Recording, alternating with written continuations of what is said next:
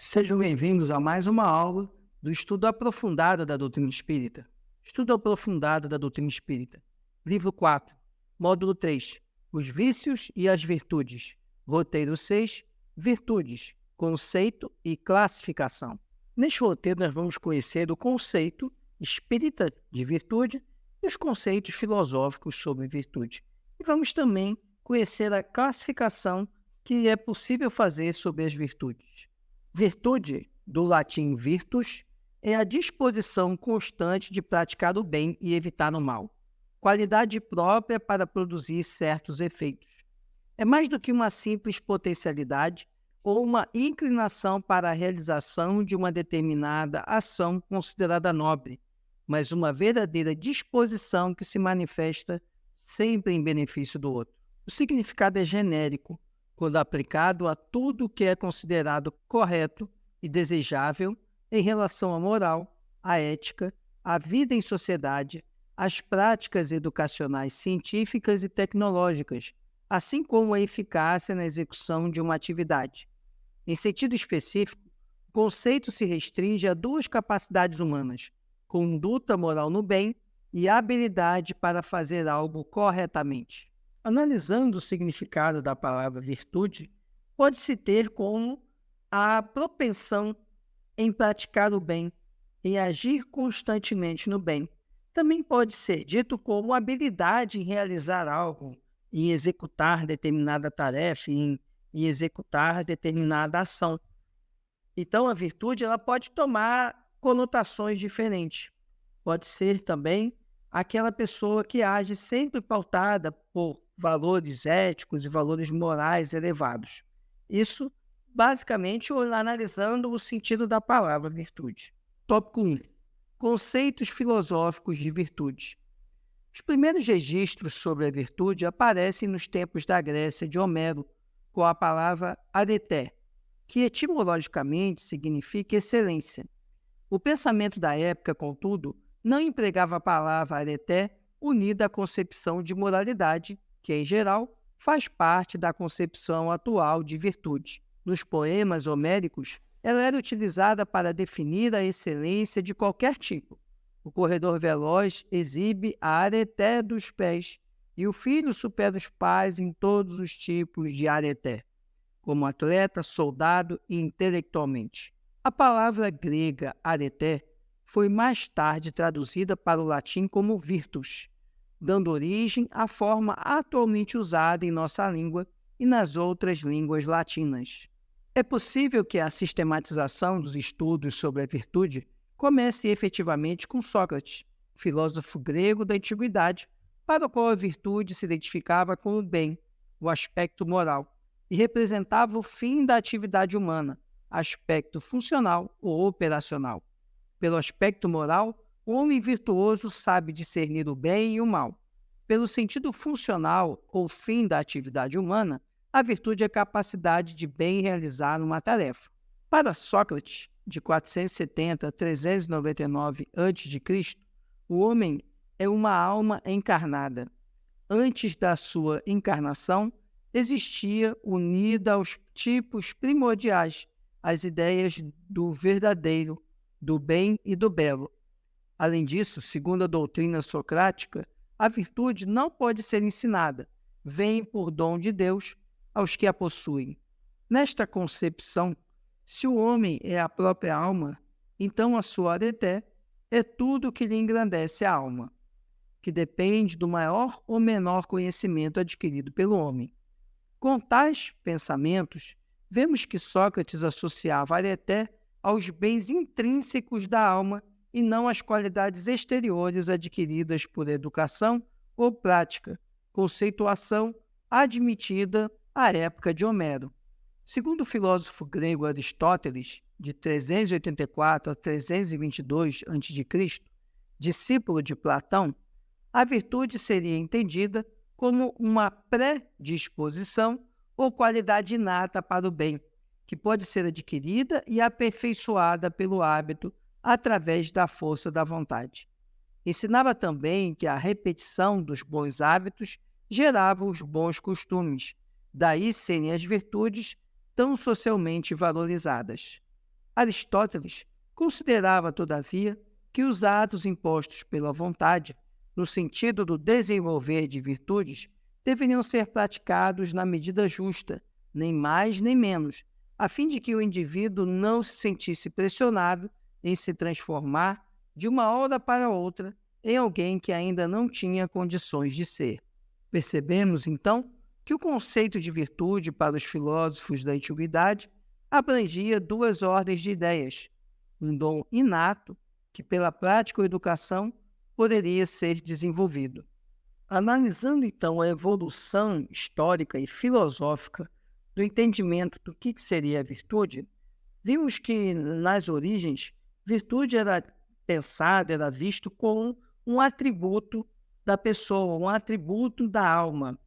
E esse atributo da alma era algo intrínseco e que não era possível de aprendizado, possível de aperfeiçoamento. Conforme o pensamento filosófico foi evoluindo, foi se percebendo que a virtude ela era também uma característica que poderia ser melhorada, poderia ser aperfeiçoada. Então, ela era vista, sim, como uma predisposição, como algo intrínseco, mas que era algo também passível de ser educado, de ser orientado, de ser trabalhado para que a virtude se consolidasse, se expandisse. Quando chegamos já em Kant, Kant já apresenta uma visão diferente. Para ele, a virtude nada mais era que o desempenho de uma tarefa ou de uma obrigação. Então, na visão mais moderna filosófica, essa abordagem de virtude ela perdeu um pouco do contexto que era trazido lá na antiguidade por Platão, Aristóteles.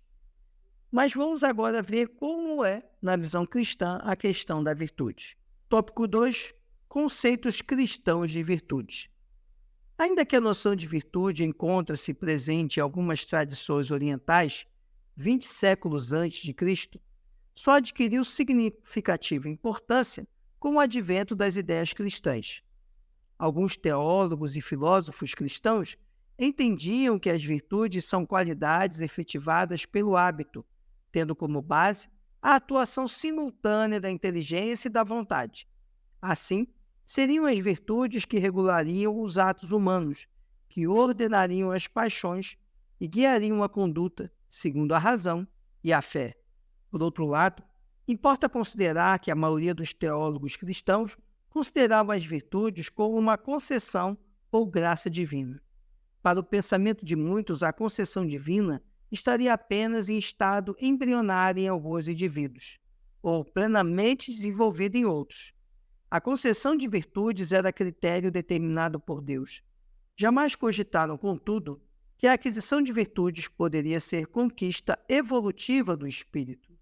Os orientadores da codificação espírita esclarecem, inclusive, que há virtude sempre que há resistência voluntária ao arrastamento dos maus pendores, mas a sublimidade da virtude consiste no sacrifício do interesse pessoal pelo bem do próximo, sem segundas intenções. A mais meritória é a que se baseia na mais desinteressada caridade. A questão das virtudes é algo que perpassa a história da humanidade. Mesmo nas filosofias orientais e nas religiões orientais já havia essa percepção de que o homem era dotado de virtudes. E na linha cristã também se percebe, se compreende que o homem é dotado de virtudes. Mas a visão cristã, ela traz originariamente uma concepção de que a virtude é uma concessão divina, é uma predisposição do homem de agir para o bem, mas essa virtude ela é uma concessão divina, ou seja, algumas criaturas elas teriam um merecimento, então por isso teriam determinadas virtudes, enquanto outras não teriam. Já quando chegamos na doutrina espírita, que vem esclarecer muito do que Cristo falou, essa é uma das missões do Consolador Prometido, que é o Espiritismo, nós compreendemos que, através do ensino dos espíritos superiores, que o espírito ele vem de uma longa jornada. E com isso ele vai amealhando aprendizados. E esses aprendizados são exatamente as virtudes que vão sendo construídas durante a jornada de vidas sucessivas, de reencarnações sucessivas do espírito. E aí o espírito vai amelhando essas virtudes. De certo modo, essas reencarnações sucessivas são concessões divinas, mas o trabalho do espírito em prol do seu melhoramento que vai fazendo com que virtudes sejam consolidadas na sua essência. Tópico 3. Classificação das virtudes. Para Sócrates, existem 4 virtudes fundamentais, também denominadas virtudes cardeais, que se encontram explicadas no livro A República, escrito por Platão. São virtudes consideradas essenciais porque representam a chave para a conquista das demais. Tendo como base as virtudes cardeais socráticas, Aristóteles, de 384 a 322 a.C., classificou as virtudes em 2 grupos. Quanto à natureza, classificação aceita nos dias atuais. Virtudes éticas ou do caráter indicam todas as qualidades ético-morais, inclusive o dever, as quais nem sempre são submetidas à razão. Virtudes dianoéticas ou do pensamento abrange as competências intelectuais, inteligência, discernimento, conhecimento científico, aptidões técnicas controladas pela razão. Com o cristianismo, as virtudes cardeais sofreram acréscimos teológicos, sobretudo no período que constituiu a Idade Média. Agostinho e Tomás de Aquino são os teólogos católicos que mais forneceram contribuições. Alguns desses acréscimos foram bons, outros não. Na visão espírita, a virtude, no mais alto grau, é o conjunto de todas as qualidades essenciais que constituem um homem de bem. Inicialmente, Sócrates define 4 tipos de virtudes. Depois, Aristóteles amplia, trazendo virtudes que seriam inatas e outras virtudes que seriam adquiridas através da educação.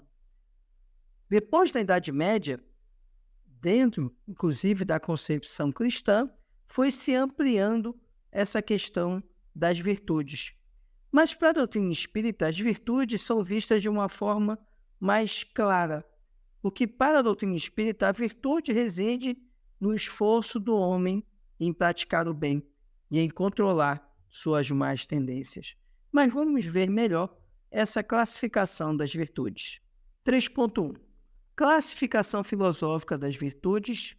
Virtudes cardeais, Sócrates e Platão. Primeira classificação seria a prudência, também conhecida como sabedoria. É a virtude do conhecimento superior, das coisas excelentes, o grau mais elevado do conhecimento. Fortaleza, entendida como coragem, é a opinião reta e conforme a lei sobre o que se deve e o que não se deve temer. É a virtude do entusiasmo, timoedes, a que administra os impulsos da sensibilidade, dos sentimentos e do afeto.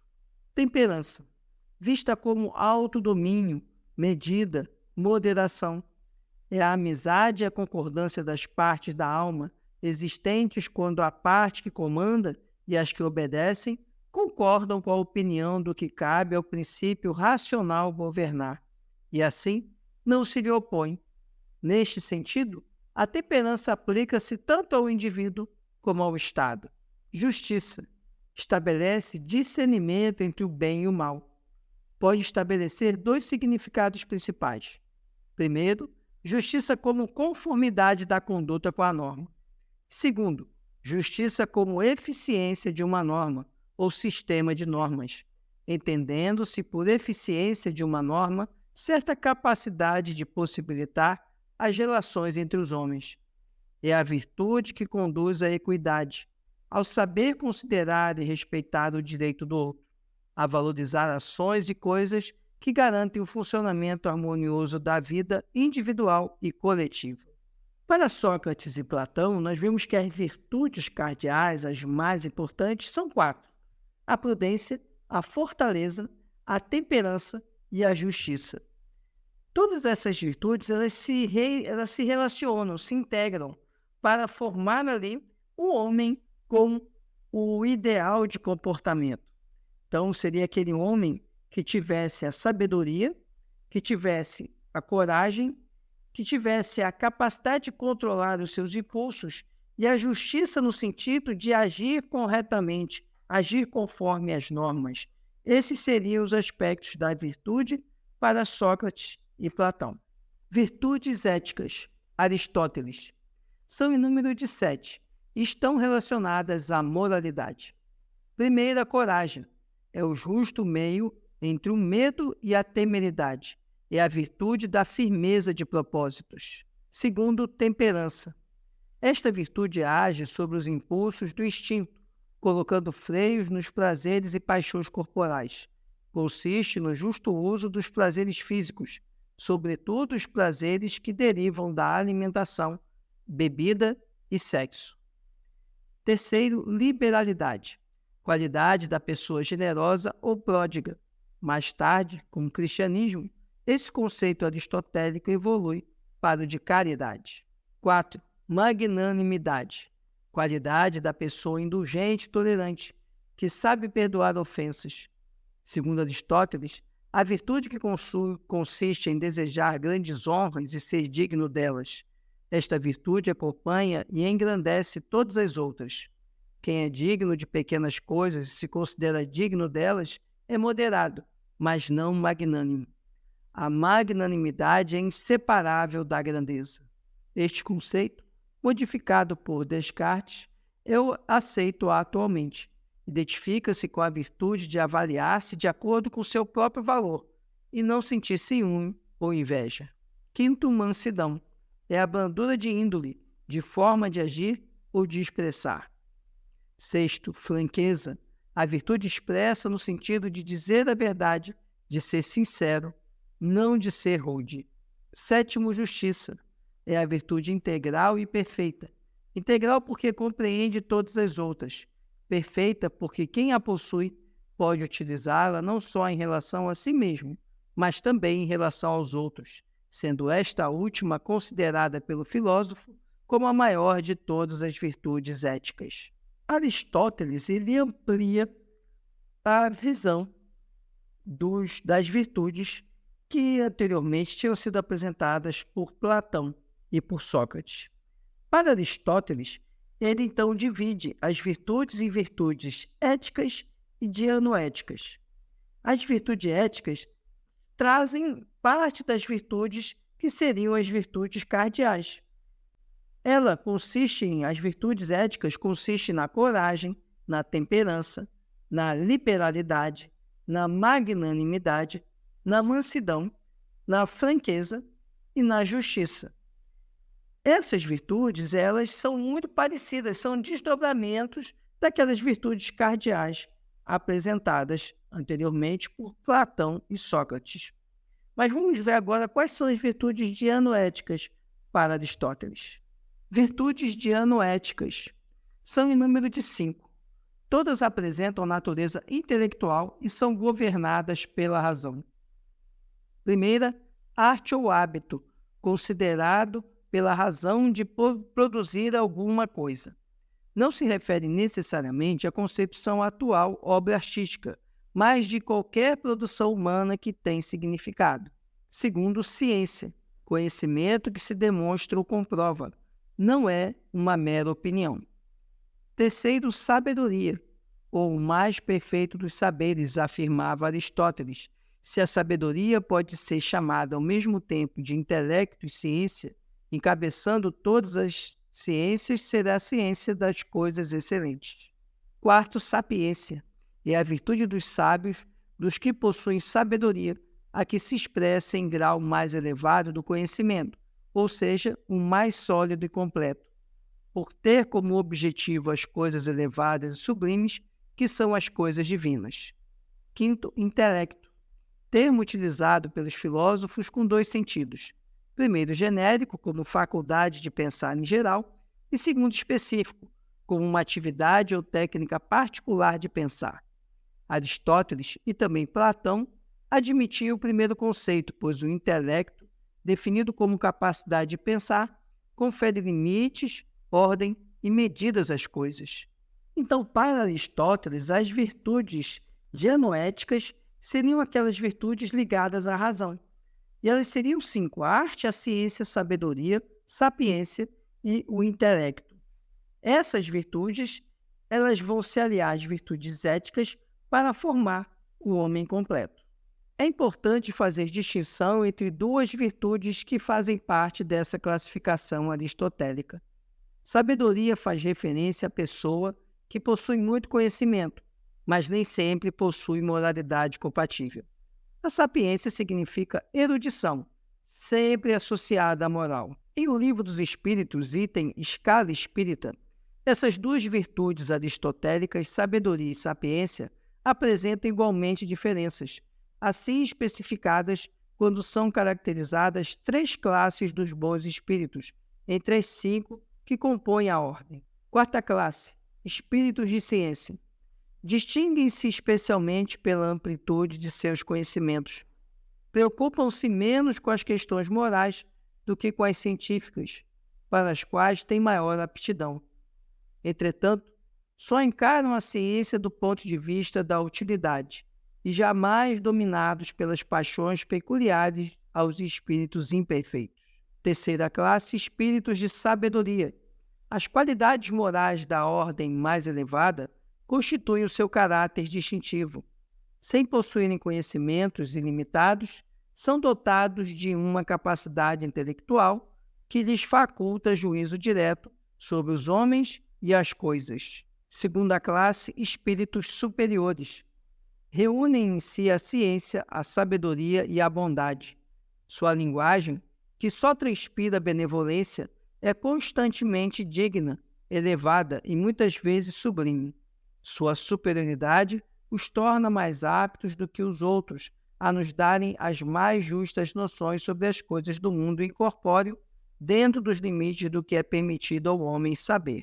Quando, por exceção, encarnam na Terra, é para cumprir missão de progresso, e então nos oferece o tipo da perfeição a que a humanidade pode aspirar neste mundo. Interessante aqui esse ponto. Assim como Aristóteles ele diferenciava a sabedoria da sapiência, quanto que a sabedoria seria ali o conhecimento, mas sem muita moralidade. A sapiência já seria essa sabedoria dotada de moralidade. E aí o nosso material traz aqui essa observação, que a escala dos espíritos apresentada por Kardec traz também uma similitude com essa compreensão entre a sabedoria enquanto conhecimento e a sapiência, que seria já a sabedoria dotada de moralidade. Porque na escala dos espíritos, que são espíritos mais elevados, Kardec apresenta três ordens de espíritos. Na verdade, são quatro, mas nos interessam três. Os espíritos da ciência, que seriam aqueles espíritos dotados de conhecimento, muito conhecimento científico, mas que ainda não tinham uma moralidade adequada, ainda precisavam evoluir na escala moral. Outros espíritos, também mais elevados, já eram os espíritos de sabedoria. Esses espíritos tinham o conhecimento científico, mas tinham a moralidade, mas ainda não eram dotados de toda uma perfeição. E, por outro lado, a segunda categoria, que seria mais elevada, seria dos espíritos superiores, que são aqueles espíritos que cresceram no conhecimento, cresceram na sabedoria e que já possuem uma qualidade, uma capacidade muito maior. Já estão perto de se tornarem a primeira classe, que seriam os espíritos puros. Então, Kardec ele acaba trazendo para a classificação dos espíritos essa concepção aristotélica de diferenciar a sabedoria da sapiência. Lá para Aristóteles, a sabedoria seria o conhecimento científico, conhecimento, enquanto a sapiência seria o conhecimento agregado à moralidade. E vemos isso também nessa classificação que Kardec apresenta quando ele fala dos espíritos da ciência, espíritos da sabedoria e espíritos superiores. 3.2. Classificação teológica das virtudes. A teologia católica e a protestante consideram que há três tipos de virtudes, denominadas teologais, ou essenciais, e outras, as secundárias, que decorrem das primeiras. O grande equívoco da interpretação teológica é supor que as virtudes, sobretudo as teologais, são concedidas ao homem por graça ou favor divinos. Por essa interpretação, não se admite que o ser humano possa, pelo próprio esforço, atingir o estado de plenitude espiritual ou de bem-aventurança, pelo esforço de adquirir e desenvolver virtudes. Sendo assim, as pessoas que possuem tais virtudes as receberam por concessão divina. É um privilégio que Deus lhes concedeu. As virtudes teologais passaram então a apresentar um caráter sobrenatural em razão desse conceito de intervenção divina. Não deixa, porém, de ser ensino teológico restritivo, pois ignora os esforços individuais, o trabalho de livre-arbítrio, entre outros, ainda que a priori todas as bênçãos vêm de Deus. A concepção teológica das virtudes teologais faz com que se acredite que as virtudes sejam concessões divinas e, portanto, elas seriam objeto de escolhas de Deus. Isso faz com que não se admita que o homem, que o espírito, possa adquirir virtudes, e sim que elas seriam apenas escolhas de Deus que contemplaria determinadas pessoas com virtudes e outras não.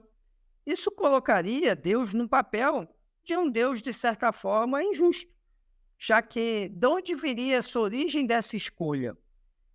Então, a concepção teologal de virtude, ela faz com que se acredite que determinada virtude é apenas circunstância divina. Isso faz com que a compreensão da virtude ela tenha uma visão praticamente sobrenatural e faz com que desmereça o esforço próprio no seu melhoramento. As virtudes teologais são, primeiro, fé. Em termos filosóficos, significa a crença religiosa, entendida como confiança na palavra revelada, enquanto a crença, em geral, é o compromisso com uma noção qualquer. Fé é o compromisso com uma noção que se considera revelada ou testemunhada pela divindade. Em relação à teologia, a palavra fé é sinônima de fidelidade. O hebraico emun, emuná, no Velho Testamento, isto é, fidelidade a Deus.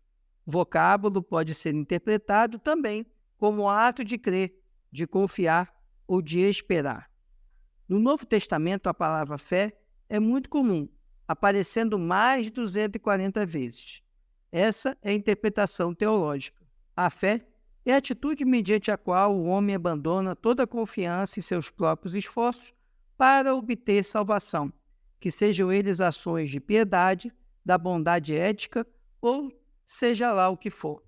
É a atitude de completa confiança em Cristo, de dependência exclusiva dele a respeito de tudo quanto está envolvido na salvação. Para o Espiritismo, não há dúvida de que devemos depositar irrestrita confiança em Jesus, mas ensina que cabe ao homem fazer a sua parte para evoluir.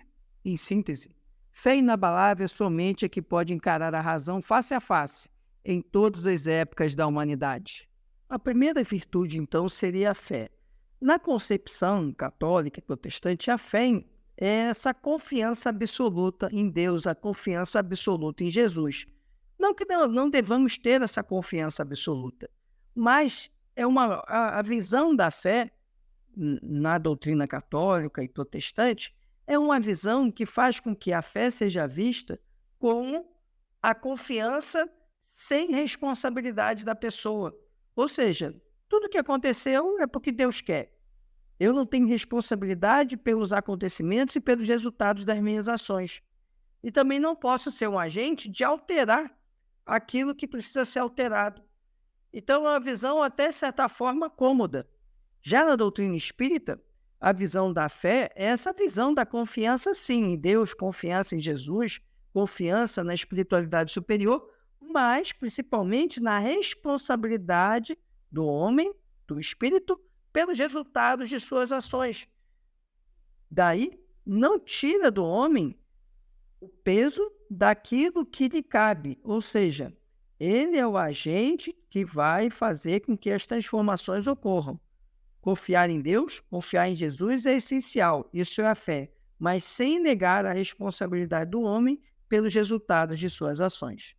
2. Esperança, que é vista mais como uma emoção, a mais fundamental delas, segundo a filosofia, do que conceito virtude em seu amplo significado. Para as religiões cristãs tradicionais, esperança é a capacidade de entregar-se nas mãos do Cristo, aguardando o futuro sem medo e temor. Pois onde existe a crença no Deus vivo, que age e intervém na vida humana e no qual pode confiar de que porá em vigor suas promessas, a esperança, no sentido especificamente bíblico, se torna possível. Não devemos abandonar a esperança em qualquer situação. Não te deixes arrasar pelas aflições transitórias que te visitam com fins regenerativos ou edificantes. Não importa, entretanto, o problema, embora sempre nos pese as responsabilidades assumidas, quaisquer que sejam. Desliga-te, porém, do pessimismo e do desânimo, recordando que a vida, mesmo na vida que desfrutas em suas origens profundas, não é obra de tuas mãos. Recordemos isso, e seja de que espécie for a aprovação que te amargue a alma, continue trabalhando na sustentação do bem geral, porquanto reconhecerás para logo que o amor é um sol a brilhar para todos e que ninguém existe sem esperança e sem Deus. Na visão cristã, a esperança é vista como uma emoção, um sentimento de confiar irrestritamente em Deus. Essa confiança, ela deve existir, mas na doutrina espírita a esperança ela toma uma outra conotação, parecida, mas mais ampliada. A esperança ela reside exatamente na compreensão de que Deus está ali regendo, conduzindo nossas vidas, mas que Ele depende de nós. Nós, na nossa interdependência, somos todos agentes de Deus. E por isso, depositar esperança em Deus significa confiar que Ele vai nos colocar, vai nos possibilitar as ações necessárias. Mas, acima de tudo, nos coloca num papel ativo e não no papel passivo. A esperança não pode ser uma visão passiva da vida. Ela é uma visão ativa. Eu preciso que eu haja e tenha a esperança de que Deus vai sempre estar me permitindo tomar as melhores ações e melhores resoluções. 3. Caridade. É a virtude cristã fundamental, porque consiste na realização do preceito cristão fundamental. Ama o próximo como a si mesmo. Em relação à caridade, recomendo o Espiritismo. Sede bons e caridosos, pois essa é a chave dos céus. Chave que tendes em vossa mão. Toda a eterna felicidade se acha contido nesse preceito. Amai-vos uns aos outros. A alma não pode elevar-se às altas regiões espirituais, senão pelo devotamento ao próximo, e só encontra consolação e ventura nos arroubos da caridade. A caridade é a virtude fundamental que há de sustentar todo o edifício das virtudes terrestres. Sem a caridade não há esperança de melhor sorte, não há interesse moral que nos guie. Sem a caridade não há fé, pois a fé não passa de um raio muito puro que torna brilhante a alma caridosa. A caridade é, em todos os mundos, a eterna âncora de salvação. É a mais pura emanação do Criador. É a sua própria virtude, dada por Ele à criatura. E a outra virtude seria a caridade. A caridade, na visão espírita, é o entregar-se em prol do outro. A caridade significa agir sempre, fazendo todo o bem que é possível. Quando se congrega a fé, a esperança e caridade, nós chegamos então na tríplice virtude que é emanada, que é ensinada pelo Espiritismo. Quando nós caminhamos na fé, na esperança e na caridade, todas as demais virtudes, elas se apresentam, porque elas são resultado dessas três virtudes. Agir com caridade, portanto, é essencial para que o espírito possa progredir, porque é através da prática do bem que o espírito ele vai retirando das sombras que estão dentro dele e fazendo as virtudes brilharem e se iluminarem. Assim, nós chegamos no conceito do homem de bem, que é aquele homem que procura corrigir as suas deficiências, as suas imperfeições e que se esmera na prática do bem. E essa prática do bem, ela se traduz não apenas nas atitudes corretas, moralmente corretas, mas principalmente na prática do bem em prol do próximo, no exercício da caridade. Esse era o conteúdo que tínhamos para esse nosso encontro, para essa nossa aula. Se você ficou com alguma dúvida, deixe aqui nos comentários que nós vamos responder com o maior prazer. Peço que você curta, comente e compartilhe. Ajude esse conteúdo a chegar a mais pessoas. Fique com Deus, muita paz e muita luz.